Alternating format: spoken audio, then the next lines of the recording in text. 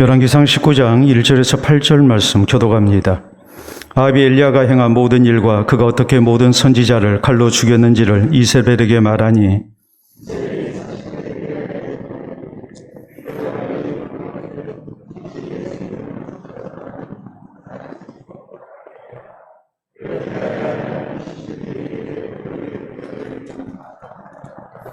그가 이 형편을 보고 일어나 자기의 생명을 위해 도망하여 유다에 속한 브엘세바에 이르러 자기의 사환을 그곳에 머물게 하고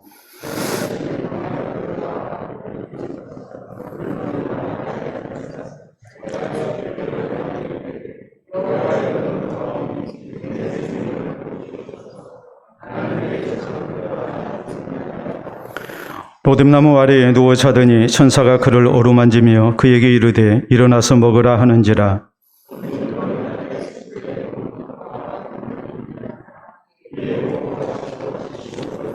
여호와의 천사가 또 다시 와서 어루만지며 이르되 일어나 먹으라 내가 갈 길을 다 가지 못할까 하노라 하는지라.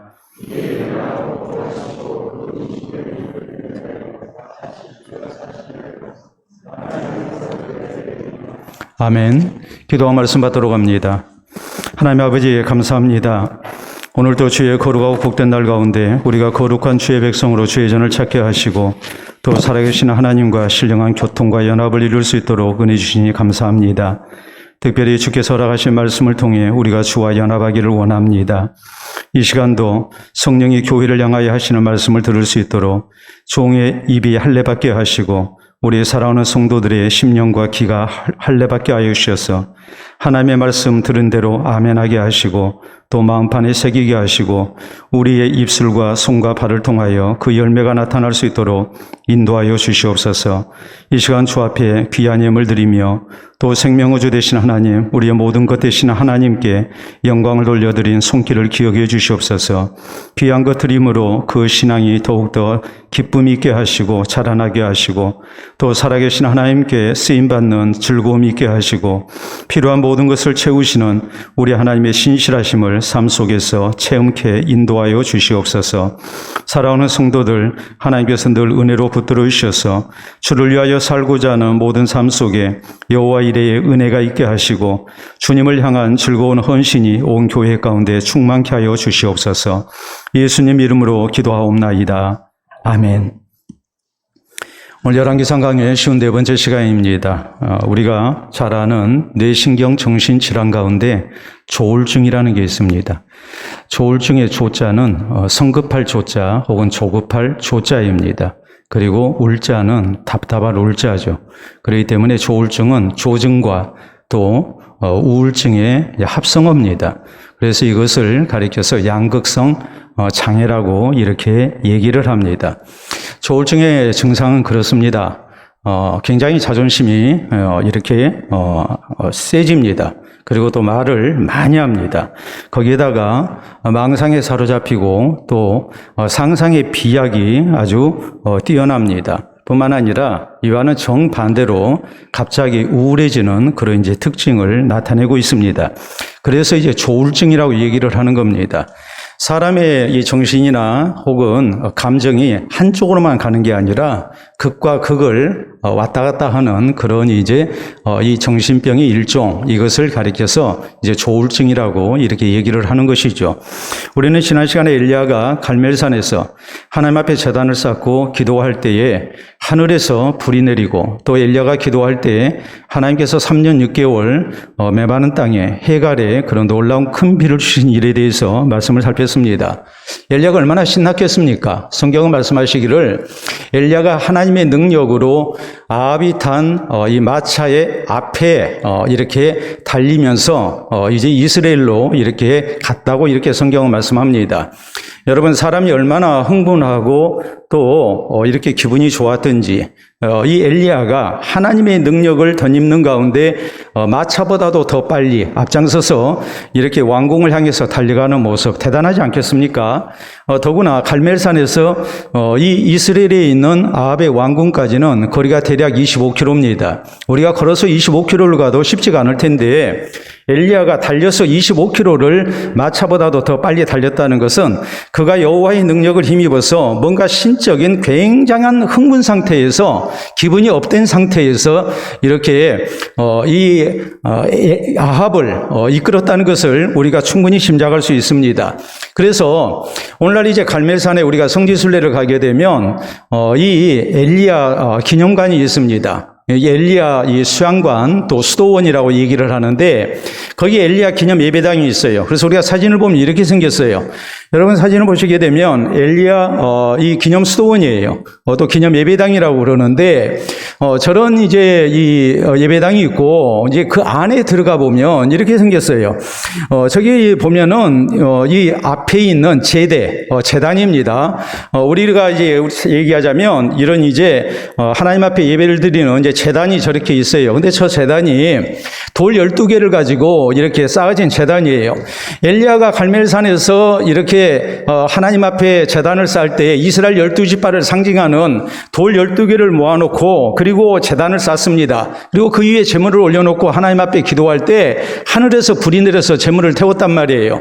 그래서 옛날부터 저것을 기념해서 엘리야의 제단이라는 저런 제단이 있었어요. 우리가 뒷모습을 보면 이렇게 생겼어요. 자, 뒷모습 보면 우리가 확연하게 알 수가 있죠. 돌 12개를 가지고 이렇게 제단을 만든 겁니다. 그리고 그 제단은 수백 년 이렇게 지속되다가 역사 속에서 어느 해 그냥 없어져 버렸어요. 파기가 됐어요. 그러다가 이제 19세기 1800년대에 이 엘리야의 제단을 다시 수축을 한 겁니다. 그래서 오늘날 이 엘리야 기념 예배당에 저렇게 이제 제단이 있어요. 그런데 이 갈멜산에 있는 이 엘리야 기념 예배당에 가면 마당에 뭐가 있냐면 이런 게 있어요. 다음 사진을 보시게 되면 저게 이제 엘리야의 갈멜산의 승리를 기념하는 엘리야 기념상입니다. 자, 손에 칼을 들고 있죠. 그리고 엘리야가 발로 밟고 있는 그런 이제 존재가 나옵니다. 우리가 좀 더 확대해서 보게 되면 저렇게 이 바알 선지자들을 발로 밟고 죽이는 모습이 이렇게 나와 있어요. 그러니까 엘리야가 얼마나 큰 승리감에 도취돼 가지고 이렇게 굉장한 흥분 상태에서 이 이스라엘로 달려갔겠는가라는 것을 우리가 충분히 짐작을 하죠. 그런데 오늘 성경 말씀에 보면 엘리야의 이 감정의 기복이 너무나도 심하게 나타납니다. 오늘 이어지는 말씀 보면 오늘 성경 말씀은 전혀 반대되는 모습이 나와요. 거기 4절에 보면 뭐라고 말씀이 기록되냐면 자기 자신은 광야로 들어가 하룻길쯤 가서 한 로뎀나무 아래에 앉아서 자기가 죽기를 원하여 이르되 여호와여 넉넉하오니 지금 내 생명을 거두시옵소서. 나는 내 조상들보다 낫지 못합니다 라고 이렇게 말을 하죠. 그렇게 했던 이유는 지금 상황이 급변했어요. 아합왕이 궁궐로 가가지고 왕궁으로 가서 아내 이세벨을 만났는데 이세벨이 아합왕의 얘기를 듣고 굉장히 분노합니다. 그리고서 엘리야를 죽이겠다고 그럽니다. 내일 이맘때쯤에는 내가 너를 죽일 것이다. 그런 얘기를 들었을 때에 엘리야가 갑자기 굉장히 우울한 그런 상태에 빠지게 된 겁니다. 갈멜산에서의 그 승리감, 또 살아계신 하나님의 능력을 체험했던 이 승리자의 모습인 이 엘리야가 이제 불과 몇 시간 후에 너무나도 차이가 나는 모습으로 이 엘리야가 이렇게 우울증에 빠져버리는 그런 모습을 이제 보이고 있는 거란 말이에요. 죽고 싶다고 그러는 거란 말이에요. 그렇기 때문에 이것은 영적으로 보면 우리가 이제 영적인 조울증에 빠졌다고 얘기를 할 수가 있어요. 그래서 이것을 이제 뭐라고 심리학에서 얘기하냐면 엘리야 콤플렉스라고 얘기를 합니다. 엘리야 콤플렉스는 갈멜산 꼭대기와 로뎀나무 아래를 왔다 갔다 하는 상태를 얘기하는 겁니다. 엘리야가 갈멜산 꼭대기에서 놀라운 승리를 얻었지만 다음에는 로뎀나무 아래에서 죽기를 원하고 있어요. 이런 조와 울의 그 사이, 이것을 이제 엘리야 콤플렉스라고 이렇게 얘기를 합니다. 그런데 이것이 엘리야만의 문제는 아니거든요. 우리도 어떤 때는 살아계신 하나님의 은혜에 감사해서 아멘 할렐루야를 외치지만 또 어떤 때는 우리가 굉장히 많이 이렇게 낙심한 가운데 이제 우리가 또 뭐 합니까? 하나님 차라리 나 죽고 싶습니다. 우리가 그럴 때도 얼마든지 있거든요. 영적인 조울증 상태에서 우리의 감정조차도 우리가 제대로 추스리지를 못하고 우리의 신앙까지 잃어버리는 경우가 허다하다는 사실을 생각하면 이 엘리야 콤플렉스, 이 조울증은, 영적인 조울증은 엘리야가만 해당된 게 아니라 오늘 이 시대를 사는 우리에게도 얼마든지 경험되는 일이라는 것을 우리는 부인할 수 없습니다. 자, 그렇기 때문에 오늘 하나님께서 이 엘리야를 이 엘리야 콤플렉스에서 영적인 조울증에서 어떻게 치유하셨는가? 우리가 오늘 이런 영적인 조울증에 빠졌을 때에 우리가 어떻게 우리가 이 모든 것을 극복해 나가야 할 것인가? 그리고 우리의 신앙을 지켜야 할 것인가? 이것이 오늘 성경 말씀 속에서 우리가 깊이 깨우쳐야 할 소중한 교훈들입니다. 자, 우리가 먼저 여기 오늘 성경 말씀을 놓고 볼 때에 엘리야가 왜 그랬을까? 우리가 먼저 그 원인을 생각해야 합니다.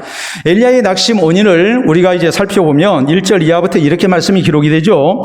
아합이 엘리야가 행한 모든 일과 그가 어떻게 모든 선지자를 칼로 죽였는지를 이세벨에게 말하니 이세벨이 사신을 엘리야에게 보내어 이르되 내가 내일 이맘때에는 반드시 내 생명을 저 사람들 중 한 사람의 생명과 같게 하리라. 바알 선지자들과 같이 하겠다는 거죠. 그렇게 하지 아니하면 신들이 내게 벌이어 벌을 내림이 마땅하니라 한지라. 그가 이 형편을 보고 일어나 자기의 생명을 위해 도망하여 유다에 속한 브엘세바에 이르러 자기의 사환을 그곳에 머물게 하고 오라고 이렇게 말을 합니다. 자, 유다에 속한 브엘세바. 자, 우리가 엘리야가 갈멜산에서 이스라엘로 갔다가 이제 브엘세바까지 도망가는 이런 지금 여정을 우리가 지도를 통해서 한번 확인해 보도록 합니다. 자, 여러분 지도를 보시게 되면 저기 갈멜산이 있고 이스라엘이 있고 그 다음에 이제 브엘세바가 나옵니다. 그런데 지도를 볼 때 저것은 좀 간단한 것 같죠. 그 다음에 이제 오늘 엘리야가 호렙산까지 갔으니까 여러분의 이 머릿속에 이제 저 지도를 좀 이렇게 담아두시는 게 필요해요. 왜냐하면 다음 주에도 우리가 이제 저 내용을 또 우리가 좀 봐야 할 부분이 있기 때문에 수요일날 그렇기 때문에 적어도 저 지도는 그 위치를 여러분이 이렇게 생각을 하시는 게 좋습니다. 아까 제가 말씀을 드렸죠. 갈멜산에서 이스라엘까지는 얼마라고 그랬습니까? 25km라고 그랬죠. 그런데 저기 이스라엘에서 이제 브엘세바까지가 얼마냐 했을 때에 지금 아합왕은 북이스라엘의 왕이거든요. 엘리야는 북이스라엘에서 지금 사역을 했어요. 그런데 남유다에 속한 브엘세바까지 엘리야가 지금 도망을 간 겁니다. 왜요? 이세벨이 죽인다고 그랬으니까. 그러면 저 거리는 얼마냐? 142km예요. 하루에 대략적으로 갈 수 있는 거리가 한 30에서 35km입니다. 해 떠 있는 동안 우리가 긴 시간을 걷게 되면 대략 1시간에 이제 한 4km 정도를 걷는다고 봤을 때 8시간, 9시간을 걷는다면 32km에서 36km 정도가 됩니다. 그러니까 지금 이 엘리야가 오늘 성경 말씀 보면 지금 뭐 합니까? 지금 브엘세바까지 이렇게 지금 도망을 가고 있는 거예요. 그러니까 엘리야가 왜 이렇게까지 도망을 갈까? 우리가 이해가 안 되는 그런 부분입니다. 그러나 우리가 또 한편으로 생각하면 엘리야가 단순히 이세벨이 나를 죽이려고 하니까 도망갔다. 우리가 이렇게만 생각해서는 안 돼요. 우리가 기억해야 할 일은 엘리야가 생각했던 대로 지금 상황이 전개가 되지 않는 거예요. 자, 분명히 갈멜산에서 하나님께 기도해서 불이 내리게 했고 또 하나님께 기도해서 큰 비가 내리게 했습니다. 여기까지는 모든 것이 하나님이 내게 약속하신 대로 시나리오대로 지금 하나하나 다 진행이 됐습니다. 자, 다음에 아합 왕에게 마차를 타고 왕궁으로 돌아가라고 했습니다. 그리고 그 앞장서서 그가 이스라엘까지 25km를 달려갔습니다. 자, 여기까지도 엘리야의 입장은 하나님께서 내게 약속하신 대로 또 내가 생각하는 그 그림대로 모든 것이 지금 진행이 되고 있는 거예요. 그런데 아합 왕이 왕비 이세벨을 만나고 난 다음에 전혀 엉뚱한 소리를 사신이 가지고 온 겁니다. 엘리야의 생각은 뭐였겠습니까? 이세벨이 보낸 사신이 와가지고 왕비께서 당신을 궁궐로 부르십니다 하면서 성대하게 잔치도 벌려주고 당신이야말로 살아계신 하나님의 선지자입니다. 우리가 바알 아세라가 아니라 이제 살아계신 하나님을 참신으로 알고 우리가 이스라엘의 하나님으로 하나님만을 섬기겠습니다. 이런 정가를 가져올 줄 알았는데 의외로 가져온 정가는 그것이 아니었습니다. 그것은 뭐였습니까? 내일 이맘때에는 내가 너를 죽일 것이다. 이런 정말 도저히 생각할 수 없는 그런 안 좋은 소식을 가지고 왔거든요. 그러니까 엘리야는 지금 되어지는 모든 상황을 볼 때에 내가 생각한 대로 모든 것이 전개가 안 되고 있는 거예요. 이것을 보면서 엘리야는 뭐합니까? 낙심을 한 겁니다. 그리고 우리가 이어지는 내용을 보면 4절에 이렇게 말씀이 나옵니다. 자기 자신은 광야로 들어가 하룻길쯤 가서 한 로뎀나무 아래에 앉아서 자기가 죽기를 원하여 이르되 여호와여 넉넉하오니 지금 내 생명을 거두시옵소서. 나는 내 조상들보다 낫지 못합니다 라고 이렇게 말을 하거든요. 자, 로뎀나무 우리가 한번 보도록 합니다. 로뎀나무는 바로 저렇게 생겼습니다. 그래서 사막의 광야에 이렇게 있는 일종의 이런 아카시아 종류의 그런 가시나무예요. 그래서 이제 그늘이 조금 있는데 저 그늘 밑에 놓아가지고 이제 죽기를 소원하는 거예요. 자, 사환을 데리고 도망갔습니다. 그런데 사환에게 브엘세바에 도착하고 나니까 너 여기 머물러라. 그리고 자기는 하룻길쯤, 그러니까 32km에서 36km, 대략적으로 한 35km 내에 광야로 혼자 들어간 거예요. 들어가가지고 하나님께 하나님 나 살 만큼 살았습니다. 나 차라리 죽여주십시오. 그 심적인 상태가 조울을 지금 오가고 있는 겁니다. 그러면서 나를 지금 죽여달라고 그러는 거예요. 그 의미가 뭐겠습니까? 내가 생각한 대로 안 되니까 이 현실을 부정하고 싶은 거예요. 그리고 들은 생각은, 이 마음속에 가진 생각은 뭐냐면, 이럴 바에는 차라리 내가 죽어버린 것이 낫겠다. 이런 생각을 하는 겁니다. 여러분, 죽으려고 마음을 먹은 사람이라면 뭐 해야 되겠습니까? 이세벨이 죽인다고 할 때, 그래, 나 죽여봐라. 죽기를 각오하고, 그리고 살아계신 하나님을 증거해야죠. 그런데 이세벨이 죽인다고 하니까 그 죽기는 싫어서 도망을 갔습니다. 그것도 멀리 브엘세바까지 도망을 갔어요. 브엘세바는 남유다의 영토의 맨 그 남쪽에 있는 그런 이제 도시예요. 그래서 우리가 이스라엘을 가보면 우리가 경부선 타게 되면 그렇잖아요. 또 호남선을 타게 되면 뭐 광주 몇 킬로 이런 식으로 계속 나오지 않습니까? 또 부산 몇 킬로 이런 식으로 나오잖아요. 그것처럼 이스라엘 가서 이렇게 차를 타보면 브엘세바 몇 킬로라는 그 이정표가 많이 나옵니다. 그 말은 브엘세바가 이스라엘의 맨 남쪽이라는 얘기예요. 그러니까 지금 엘리야가 북이스라엘에서 남유다 맨 남쪽까지 도망가가지고 그것도 부족해서 또 하룻길 광야로 들어가서 로뎀나무 아래에서 하나님 나 차라리 죽여주십시오. 지금 그러고 있는 거예요. 다시 말하자면 되어지는 현실이 내 뜻대로 안 되니까 그러니까 이 현실을 부정하고 싶고 이 현실을 떠나고 싶고 그러니까 그의 입에서 나왔던 것은 감정이 이렇게 침체된 가운데 죽고 싶다고 이렇게 고백하는 그런 형편이 된 겁니다. 여러분 우리에게는 그런 경우가 없었습니까? 우리도 그럴 때가 많죠. 되어지는 상황이 내가 생각한 대로 안 되지면 우리는 살아계신 하나님을 향한 원망 속에 차라리 죽어버렸으면 좋겠다라는 그런 생각을 우리가 가질 때가 많잖아요. 우리가 성경에 보면 그렇습니다. 여러분, 모세가 자기 동족을 구하기 위해서 애굽 병사를 살해했습니다. 모세는 그런 생각을 했습니다. 내가 내 동족을 구하기 위해서 이렇게 애굽 병사를 죽였으니까 이제는 우리 이스라엘 민족이 나를 굉장히 인정하고 나를 지도자로 모시고 그리고 내 말을 따를 것이다. 모세는 그렇게 생각을 했어요. 근데 상황이 그렇게 안 되니까 모세가 취했던 방식은 뭐였습니까? 도망가는 거죠. 우선 도망가는 거예요. 그 현실을 떠나고 싶어 하는 거예요. 또 우리가 성경에 보면 자 사도 바울이 아시아에서 전도하기를 원했지만 가는 곳마다 길이 막혔고 결국 마게도냐 일의 환상을 보고 그는 이것을 하나님의 뜻으로 아는 가운데 이제 마게도냐로 그리스 지역으로 이렇게 건너갑니다. 유럽 전도의 문이 이제 열리기 시작한 거죠. 자, 여기서 우리가 생각해야 할 점이 이겁니다. 내가 원하는 대로 상황이 전개되지 아니할 때 우리가 가져야 할 신앙의 자세가 무엇인가? 무조건 광야로 도망가고 로뎀나무 아래 찾아가서 죽기를 원하는 사람이 돼야 될 것인가? 영적인 침체 속에서 우리가 모든 신앙의 힘을 잃어버리고 그리고 현실을 떠나고 싶어하는 이런 나약한 모습을 우리가 가져야 할 것인가? 아니면 이것도 하나님께서 내게 가라 하신 길이다 생각하고 하나님의 뜻으로 받아들이면서 전능하신 하나님을 의지하는 그런 신앙의 선택이 있어야 할 것인가? 이것이 우리에게 참으로 중요하다는 얘기죠. 여러분, 인생이라는 것이 참 나약할 때가 많습니다. 우리가 그래요. 나이가 들수록 심각한 병에 걸립니다. 어린아이는 아프면 우리가 뭐라고 얘기합니까? 뭐 하나 더 하려고, 잘하려고 아픈 거라고 그래요.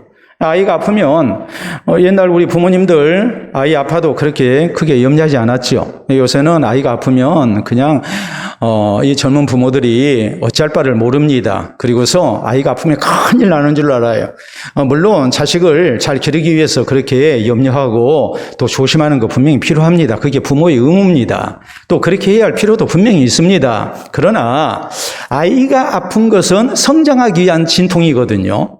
자, 청소년이 아픕니다. 청소년이 아플 때는 몸이 좀 찌뿌둥하고 아프더라도 한숨 잘 자고 나면 다시 회복이 돼요. 근데 나이가 들면 이제 그것이 아니죠.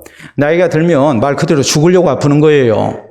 그래서 잠을 자도 이게 빨리 회복이 안 되고 통증이 그대로 있고 그래서 이제 힘들죠. 그래서 이제 내 입에서 나오는 소리가 뭐냐면 나 죽으려고 그러는 거 아니요? 그런다고요.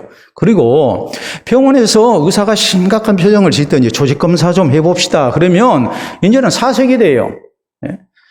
우리가 인생이라는 것이 사람이라는 것이 얼마나 나약할 때가 많은가라는 것을 우리가 알 수가 있죠. 여러분, 우리 60만 그럽니까? 우리가 생각해보면 우리 인생을 회고할 때에 내 뜻대로 다 되어지느냐? 절대 그게 아니에요. 세상 일이라는 것이 내 뜻대로 안 된다는 것을 우리가 세상을 많이 살고 보면 우리가 비로소 깨닫게 돼요.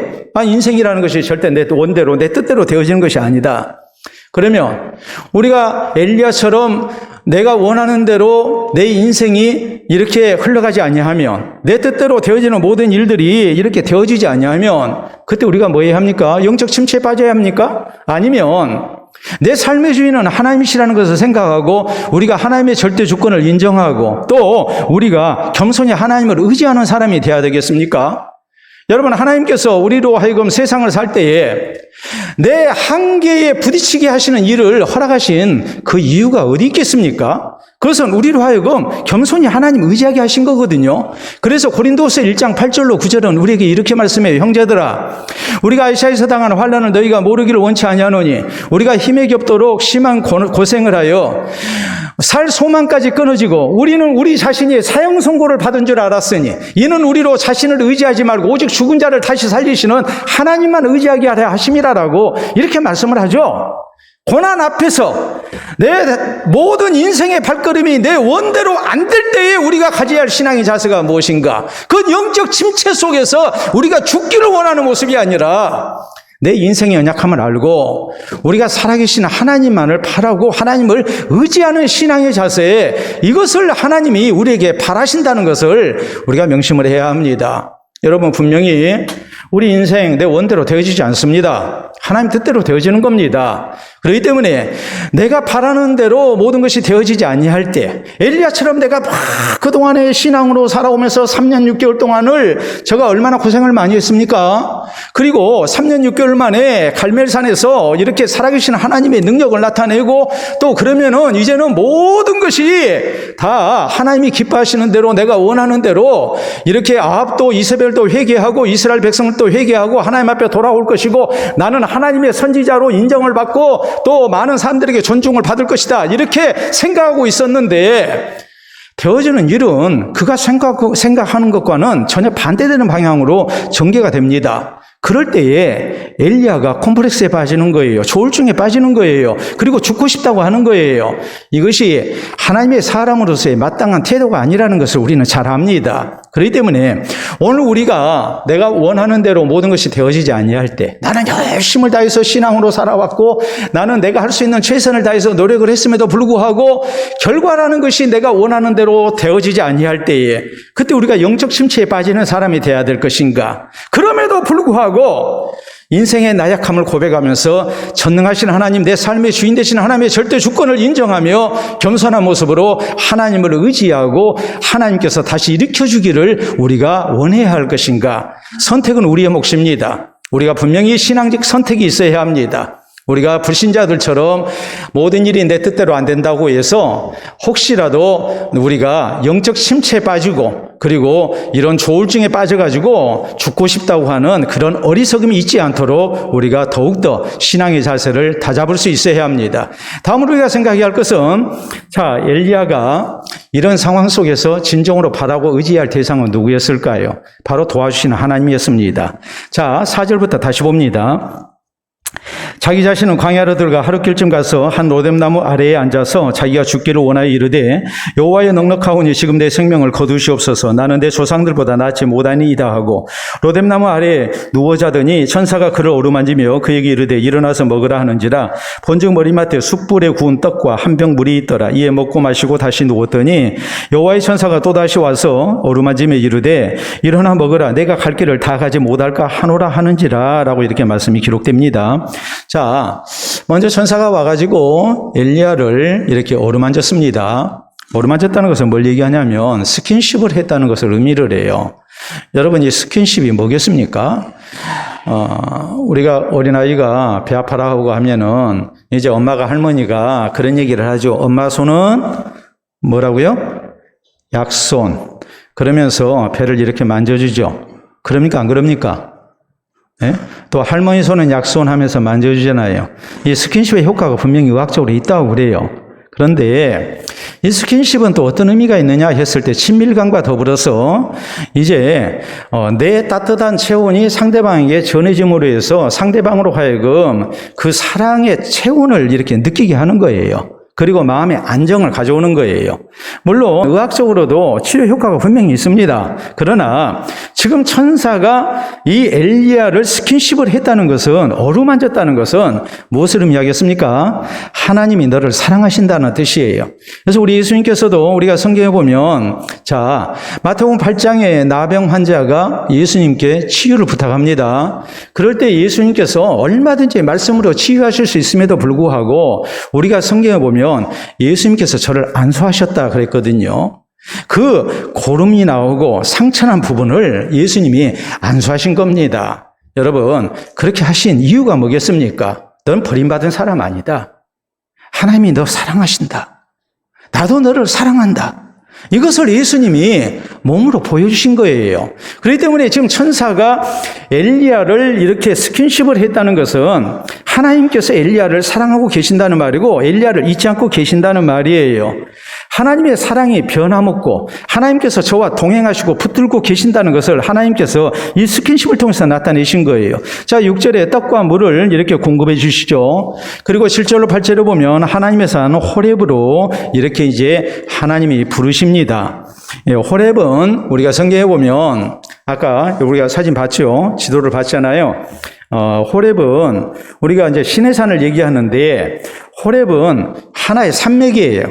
호렙 산맥에 있는 높은 봉우리, 그것이 바로 이제 시내산이에요. 그래서 우리가 시내산에 올라가서 보면은 그 근처가 다 이렇게 지대가 높습니다. 우리가 태백산맥에 가면 설악산만 있는 게 아니고 태백산만 있는 게 아니고 우리나라에 이제 이 허리를 이 척추에 해당되는 그런 태백산맥이 쭉 이어지지 않습니까? 그런 식으로 돼 있어요. 그래서 이 시내산이 있는 그 일대를 이제 호렙산맥이라고 얘기를 하고 그 산 가운데 가장 높은 봉우리를 이제 시내산이라고 이렇게 얘기해요. 오늘날 시나이반도에 있는 시내산을 얘기합니다. 그리고 현지인들은 이 산을 가리켜서 에벨무사라고 이렇게 얘기를 합니다. 베두인족들이 에벨무사라고 그러는데 에벨무사라는 말은 모세의 산이라는 말이에요. 모세가 시내산에 올라서 하나님을 만났기 때문에 그래서 이제 에벨무사, 모세의 산 이렇게 이제 얘기를 하는 겁니다. 자, 여기 오늘 성경 말씀 하나님께서 이렇게 천사를 시켜서 엘리야를 스킨십을 하고 떡과 물을 공급해 주고 그리고 이제 호렙산으로 이렇게 부르시는데 이것은 뭘 얘기하느냐 했을 때 엘리야는 지금 철저히 혼자라는 지금 생각을 하고 있고 지금 혼자 있어요. 사실 사환하고 같이 도망을 갔는데 사환에게 브엘세바에 너는 여기 있어라. 그리고 자기 혼자서 광야로 무려 30km 이상을 혼자 들어가서 로뎀나무 아래에서 이제 죽기를 소원하고 있단 말이에요. 그리고 그는 쓰러져 자요. 그런데 이런 엘리야를 하나님께서 천사를 통해서 스킨십을 하시고 저를 어루만지시고 그리고 먹을 것을 공급하시고 그리고 하나님이 너를 호렙산으로 부른다는 것을 전하게 하십니다. 이 모든 과정을 통해서 하나님이 말씀하시는 게 뭐겠습니까? 넌 혼자 아니다. 내가 지금 네가 고생하는 거 내가 다 알고 있다. 그리고 나는 너를 돕기를 원한다. 그렇기 때문에 죽기를 소원하지 말고 이 상황 속에서 누구를 바라봐야 하느냐? 하나님을 찾아야 한다는 것을 하나님께서 지금 말씀을 하고 계시는 거예요. 여러분, 엘리야가 왜 낙심했을까요? 그 낙심의 원인은 크게 두 가지입니다. 먼저는 이세벨이 자기를 죽이겠다고 위협했으니까 상황이 내가 생각한 대로 전개가 안 되니까 그러니까 엘리야가 낙심을 한 겁니다. 두 번째 엘리야가 낙심했던 것은 이 상황 속에서 하나님을 바라보고 하나님의 은혜를 구해야 되는데 엘리야는 하나님을 바라보지 아니했어요. 그리고 세상을 바라본 거예요. 나 자신을 바라본 거예요. 내가 아무리 발버둥치고 이렇게 지금까지 수고하고 일을 했지만 그 결과라는 것은 너무나도 초라해요. 그러니까 낙심이 되고 만 거예요. 내가 부족하다는 것을 생각하면 내 생각대로 모든 것이 전개되지 아니한다면 우리는 우리의 삶의 주인 되신 하나님의 절대 주권을 인정하면서 그럴수록 하나님을 바라봐야 되는데 엘리야는 그리하지 아니한 겁니다. 그렇기 때문에 엘리야는 혼자라 생각하고 하나님께 죽여달라고 그러는 거예요. 근데 엘리야가 바른 신앙을 가졌다면 이 상황에서 뭐라고 해야 합니까? 하나님께 살려달라고 해야 해요. 왜요? 하나님은 하늘에서 불을 내리셨고 하나님은 3년 6개월 동안 하늘을 닫으셨다가 엘리야가 기도하니까 또 하나님은 하늘을 여시고 비를 내려주신 분입니다. 전능하신 하나님을 이렇게 나타내셨습니다. 이 상황에서 엘리야의 신앙의 자세는 뭐가 돼야 되는가? 전능하신 하나님을 바라봐야 해요. 하나님의 도우심을 요청을 해야 해요. 근데 엘리야는 그렇게 하지 아니했어요. 나의 초라함만 생각합니다. 또 뜻대로 안 되는 주변의 환경만을 생각합니다. 살아계신 하나님, 모든 삶을 주장하시는 하나님, 세상을 다스리시는 하나님, 이 하나님을 생각하면서 이 하나님의 전능하심을 믿고 하나님의 은혜를 구해야 되는데 그래야지 않은 거예요. 여러분, 광야 이스라엘 백성들이 살 때, 자, 예를 들어서 그렇습니다. 홍해를 육지처럼 건넜습니다. 하나님 찬양하죠. 그런데 다음 수르광야로 들어가서 사흘길을 이렇게 행진을 했는데 마실 물이 없습니다. 겨우 오아시스를 만났는데 거기 물이 써가지고 먹을 수가 없습니다. 그래서 마라라고 불렀습니다. 쓰다는 말이에요. 그러니까 이 사람들은 뭐합니까? 그냥 하나님께 불평하고 원망하죠. 조울증이에요. 홍해를 건너고 난 다음에는 엄청나게 기분이 업돼가지고 그냥 할렐루야 하면서 하나님 찬양합니다. 그런데 불과 사흘 지나고 나니까 이제는 죽겠다고 그래요. 그러면 이스라엘 백성만 그랬습니까? 하나님은 변함없이 저희와 같이 하시는데 그 하나님을 바라보지 않고 우리만 나만 생각하고 환경만 생각하는 거예요. 그러니까 조울증에 빠지는 거죠. 모세도 그랬어요. 모세는 이스라엘 백성들이 고기 먹고 싶다고 우성이니까 하나님께 이렇게 호소합니다. 하나님, 내가 이 백성들 낳습니까? 내가 이 백성들 책임져야 합니까? 좀 있으면 이 백성들이 돌을 들어서 나를 쳐서 죽이겠습니다. 하면서 하나님을 향해서 하소연을 하죠. 살아계신 하나님의 능력을 나타냈던 모세입니다. 그런데 고기 먹고 싶다는 이 백성들 생각하면서 그는 심각하게 영적 침체에 빠지는 거예요. 왜요? 내 능력을 생각하니까 안 돼요. 내가 해결할 수 없어요. 이 백성들의 모습을 보니까 이제는 날 죽이려고 그래요. 그러니까 또 겁이 나요. 근데 누구를 찾아야 합니까? 하나님을 찾아야죠. 지금까지 모세가 인도했습니까? 하나님이 인도하셨죠. 그렇기 때문에 하나님의 은혜를 구해야 해요. 하나님께 하소연할 때 하나님께서 말씀하십니다. 내가 한 달 동안 코로 냄새 맡기도 싫을 정도로 내가 고기를 먹여주겠다. 그러니까 모세가 얘기합니다. 하나님, 이 백성의 포행자가 60만입니다. 그런데 양떼를 잡은들 족하겠으며 소떼를 잡은들 족하겠습니까? 바다에 고기를 먹은들 족하겠습니까? 그때 하나님께서 하신 말씀은 딱 하나였습니다. 여호와의 손이 짧으냐? 하나님은 전능하시다는 말이에요. 전능하신 하나님을 의지하면 모든 문제가 그렇게 골치 아픈 문제가 아니에요. 내 능력도 안 되고 환경도 안 되면 우리가 그럴수록 누구를 바라봐야 합니까? 하나님을 바라봐야 하거든요. 그런데 하나님을 바라보지 아니하니까 조울증에 빠지는 거예요. 영적 침체에 빠지는 거예요. 자, 여러분 사진 보시면 이런 사진 여러분 많이 보셨을 거예요. 자, 슈퍼맨입니다. 자, 슈퍼맨인데 다음 사진 보면 저렇게 하늘을 날죠. 그렇죠? 예. 근데 이 슈퍼맨은 미국적 사고 속에서 나온 거거든요.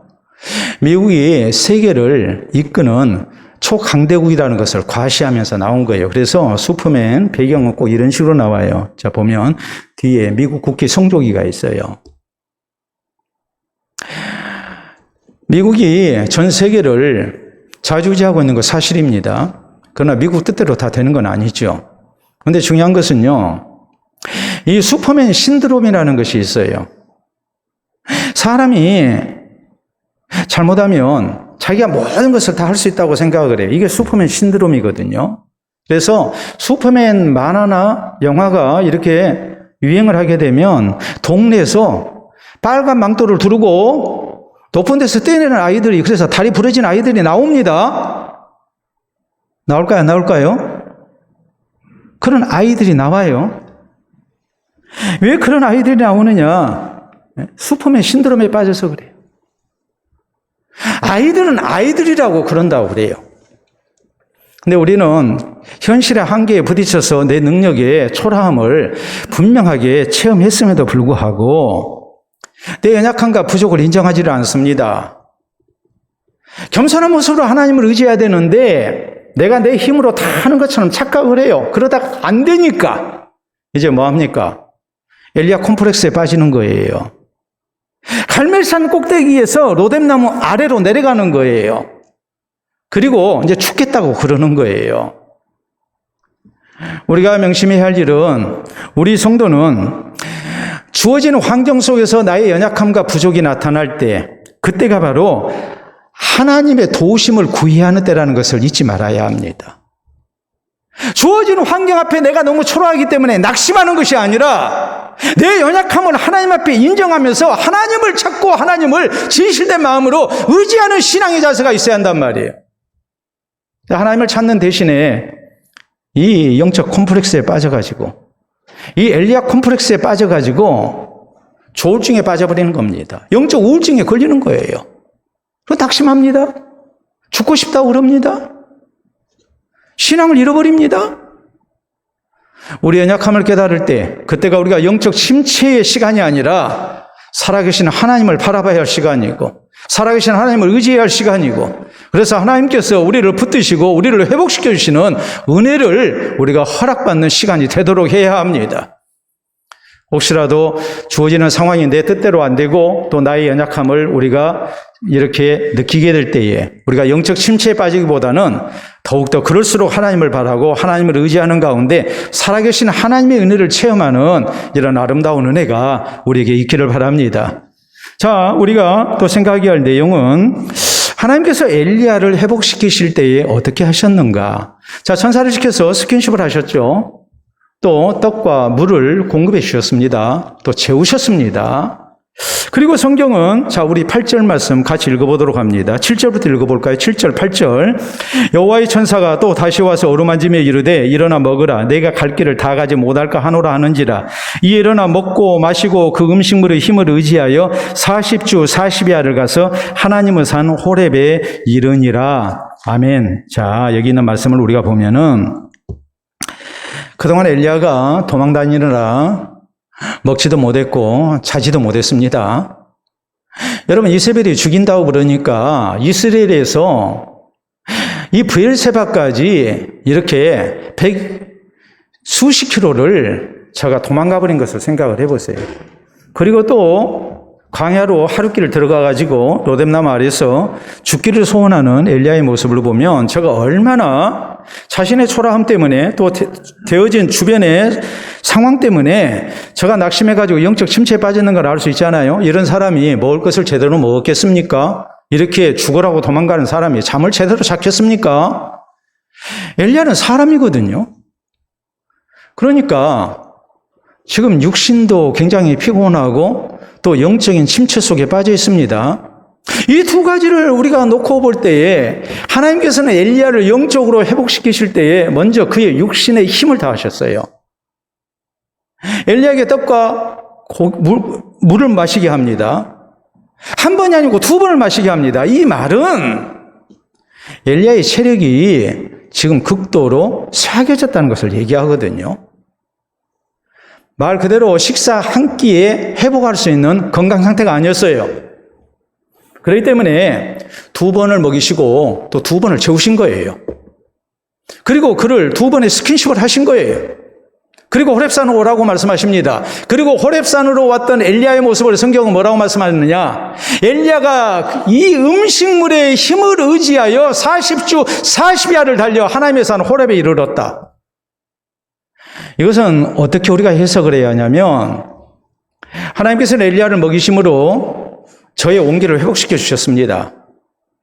그리고 엘리야로 하여금 브엘세바에서 호렙산까지 오게 하십니다. 그런데 브엘세바에서 호렙산까지의 거리는 350km예요. 그러니까 열흘길이에요. 그런데 엘리야는 40일 동안을 갔어요. 왜 40일이라고 했을까? 우리가 성경에 보면 40이라는 숫자는 고난의 숫자입니다. 모세가 십계명을 받을 때에 40일 동안 산에서 금식한 가운데 이제 십계명을 받았습니다. 예수님 공생이 시작하시면서 40일 동안 이렇게 금식하셨습니다. 이스라엘 백성들 광야 40년을 방황했습니다. 이스라엘의 율법 가운데 범죄자를 벌할 때에 40까지만 때리게 했습니다. 그런데 혹시라도 흥분해가지고 숫자 잘못해서 40 넘기면 안 되니까 40에 하나 감한 매를 때렸죠. 그래서 사도 바울은 40에 하나 감한 매를 5번을 맞았어요. 40이라는 숫자는 이스라엘 백성들에게 굉장히 고난의 숫자예요. 엘리야가 2번의 식사를 하고 또 잠을 자고 그리고 천사의 스킨십을 통해서 저가 온기를 회복한 다음 하나님이 부르시는 호렙산으로 달려가는데 40일이 걸렸다는 말씀이 무엇을 의미하겠습니까? 엘리야는 아마도 가면서 하나님 앞에 기도하고 또 쉬면서 그러면서 호렙산으로 갔다고 봐야 합니다. 중요한 것은 엘리야가 이렇게 호렙산까지 갈 수 있는 용기를 얻었던 것은 음식물의 힘이었어요. 그렇기 때문에 우리의 신앙생활 속에서 우리에게 필요한 것이 무엇인가?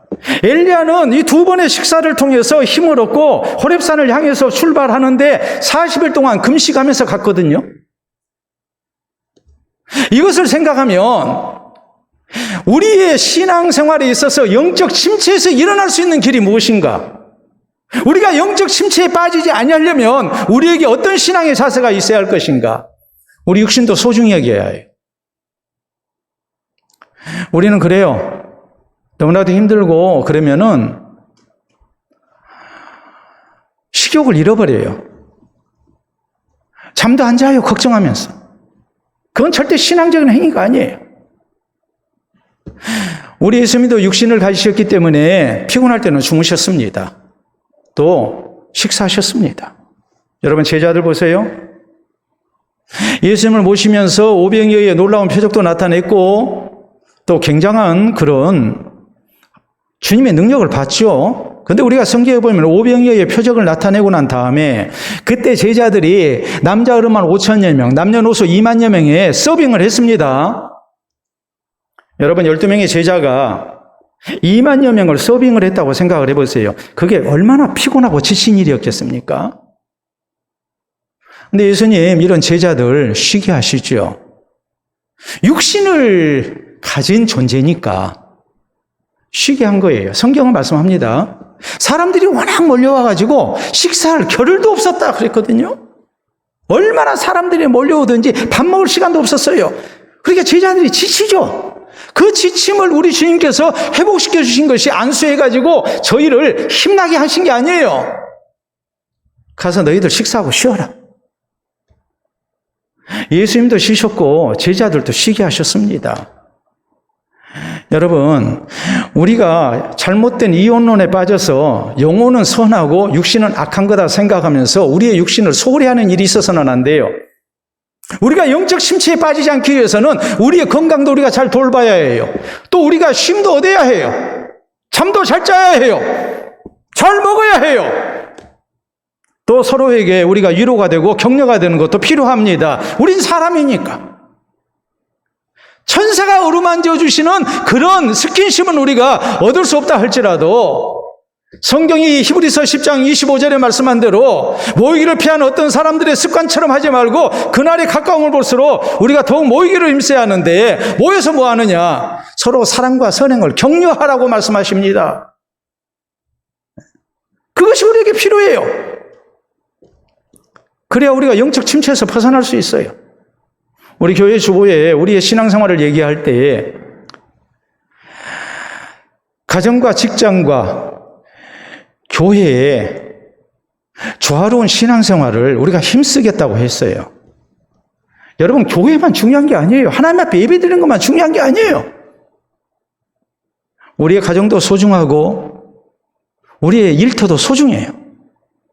그런 일을 우리가 잘 해야만이 영적인 침체에 빠지지가 않아요. 여러분, 사도행전에 유도고라는 사람이 나옵니다. 그는 천한 계급의 사람이었어요. 주인집에서 열심히 일하다가 바울 사도가 와서 하나님의 말씀을 전한다니까, 그리고 내일이면 떠나신다고 그러니까 피곤한 몸 이끌고 왔습니다. 왔더니 자리가 없어요. 그래서 할 수 없이 그가 창가에 걸터 앉아 있었습니다. 밤에 불을 켰습니다. 전기불 아닙니다. LED 아닙니다.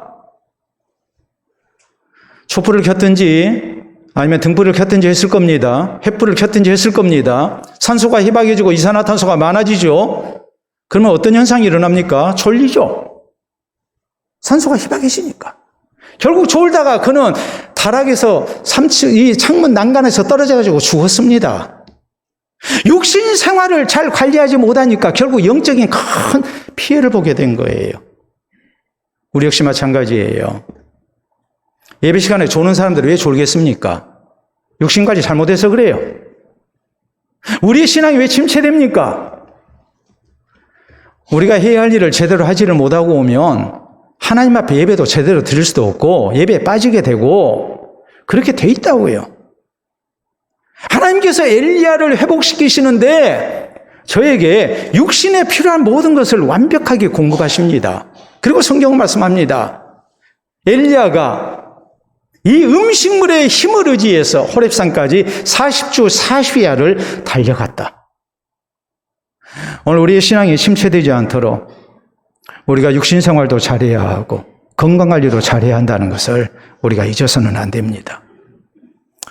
사랑하는 성도 여러분, 우울증을 가리켜서 영혼의 감기라고 얘기합니다. 영혼의 감기라는 의미는 바로 이런 뜻입니다. 우리가 두 가지를 생각할 수 있는데 먼저는 걸리기 쉽다는 거예요. 세상에 있는 병 가운데서 전 세계인이 제일 많이 걸리는 병, 그건 바로 감기입니다. 두 번째, 감기는 면역력이 떨어졌다는 증거입니다. 우리 신체의 면역력이 떨어지면 감기에 걸리게 되어 있어요. 우울증을 가리켜서 영혼의 감기라고 하는 이유는 바로 거기에 있습니다. 우리가 잘못하면 우리는 우울증에 걸릴 수밖에 없어요. 우리 영혼의 우울증에 우리가 걸리지 않기 위해서 우리에게 필요한 것이 무엇일까? 우리 성도가 신앙생활을 잘못하면 이런 영혼의 우울증에 빠질 수밖에 없습니다. 또 우리가 신앙생활을 잘못하면 결국 우리의 영적인 면역력이 떨어져요. 그래서 영적 우울증에 빠지게 돼 있어요. 그렇기 때문에 우리가 이런 영적 우울증에 빠지지 않기 위해서 우리에게 필요한 신앙의 자세가 무엇이겠습니까? 어떤 사람에게 영적 우울증이 찾아오겠습니까? 모든 일이 내가 원하는 대로 착착 되어지면 좋죠. 근데 그게 그렇게 안 되잖아요. 그렇게 안 될 때 우리는 영적 우울증에 빠지는 사람이 아니라 그럴수록 우리는 나의 나약함을 인정하고 내 모든 삶의 주인 되시는 하나님을 인정해야 합니다. 하나님의 절대 주권을 인정하고 하나님을 바라는 가운데 우리가 호렙산을 찾는 성도가 돼야 됩니다. 하나님을 찾아서 하나님의 은혜를 구해야 합니다. 특별히 우리가 신앙생활에 있어서 힘든 형편을 맞이하게 될 때에 우리는 우리의 육신생활도 우리의 육신도 소중하다는 것을 알고 우리 삶에 있어서 이런 내 건강 관리에 대한 페이스가 흐트러지지 않도록 해야 합니다. 그럴수록 더 잘 먹어야 하고 그럴수록 더 잠도 잘 자야 하고 하나님께 모든 것을 맡기면서 우리 육신의 건강을 지키고 또 내가 해야 할 모든 일을 잘 감당하면서 신앙의 자리에서 떠나지 않고자 하는 노력이 필요합니다. 오늘 엘리야의 이 조울증, 영적인 조울증, 엘리야 콤플렉스에 대해서 우리가 말씀을 살폈는데 이것은 엘리야에게만 특별하게 있었던 그런 신앙적인 질환이 아니라는 것을 알아야 합니다. 영적인 이 우울증은 오늘 우리에게 얼마든지 찾아올 수 있습니다. 왜요? 모든 일이 내 원대로 안 되잖아요. 그때마다 우리는 우리 삶의 주인 되시는 하나님을 기억하면서 나의 연약함 속에서 우리가 하나님을 찾고 호렙산으로 달려가는 성도가 돼야 됩니다. 그러기 위해서 또 우리의 육신 생활에 우리가 관리를 잘하는 가운데 우리가 영적인 침체가 가중되지 않도록 하는 것, 이것을 우리가 기억하면서 우리가 살아계시는 하나님을 찾고 하나님 의지하는 가운데 영적인 침체에 빠지지 아니하고 우울증에 걸리지 아니하고 우리가 살아계신 하나님의 은혜로 모든 것을 극복하고 또 살아계신 하나님께 영광을 돌려드리는 우리 모두가 될 수 있기를 바랍니다. 자, 오늘 함께 기도합니다. 오늘 주신 말씀 생각하면서 모든 것이 내 뜻대로 되지 아니할 때에 내 신앙의 모습은 어떠했는지, 혹시라도 영적인 우울증에 빠지는 그런 모습은 아니었는지 다시 한번 돌아보면서 살아계신 하나님, 전능하신 하나님, 우리의 생사복을 주장하신 하나님, 이 하나님을 바라고 하나님 의지하는 가운데 이제 정상적인 육신 생활을 통해서 우리가 힘을 잃지 않고 살아계신 하나님의 회복의 은총을 누리는 은혜가 있게 해달라고 우리 기도합니다.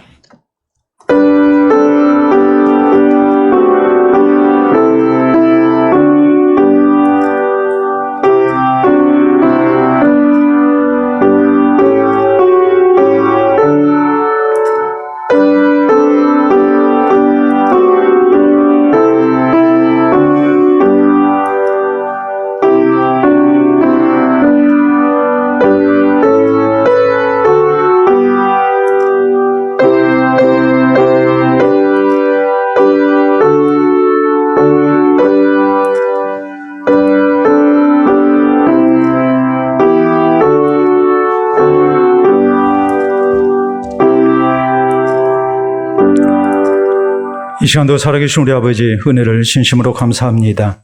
살아계신 하나님만이 우리의 소망이 되시고 의지가 되시며 또 우리의 모든 것 되심을 이 시간 말씀을 통해 다시 한번 살피게 하시고 주변의 모든 상황들이 내가 원하는 대로 되지 아니할 때에 우리가 영적 침체에 빠지지 않는 길에 대하여 말씀을 살필 수 있도록 해주시니 감사합니다. 여러 형편이 어려울 때 그럴수록 더욱더 우리가 살아계신 하나님을 인정하며 또 살아계신 하나님을 구하기를 원합니다. 호렙산에서 멀어지는 사람들 되지 않게 하시고 호렙산에 계신 하나님을 찾아 하나님의 은혜를 구하는 우리 되게 하여 주시옵소서. 그래서 주께서 위로해 주시고 치유해 주시며 회복시켜 주시는 은혜가 있게 하시고 또 어려운 현실도 온전히 감당하고 나갈 만한 힘 있는 신앙생활이 우리 모두에게 있게 하여 주시옵소서. 힘들고 어려울 때일수록 우리가 더욱더 믿음의 자리에서 떠나지 않게 하시고 그럴수록 우리 육신생활도 소중히 여기며 우리의 영적 침체가 찾아오지 않도록 우리가 늘 대비케 하시고 또한 근신할 수 있도록 인도해 주시옵기를 원합니다. 사랑하는 성도들 가운데 특별히 어려운 형편 당하여 힘들어하는 성도들 우리 하나님께서 다 아시오니 저희를 이 시간 위로해 주시옵기를 원합니다. 다시 한번 하나님을 바라며 하나님 앞에 손을 내밀 때 주께서 그 손을 잡아주시고 저희를 일으켜 주시옵기를 원합니다. 주 앞에 위하여 기도하는 것마다 우리 하나님께서 모든 것 살피시고 또한 우리 하나님께서 주장하여 주셔서 사랑하는 성도들이 살아계신 하나님을 체험하게 하시고 7번 넘어진 자리에서 8번째 일어서는 힘을 얻도록 주님 역사해 주시옵소서. 감사하며 예수님 이름으로 기도하옵나이다. 아멘.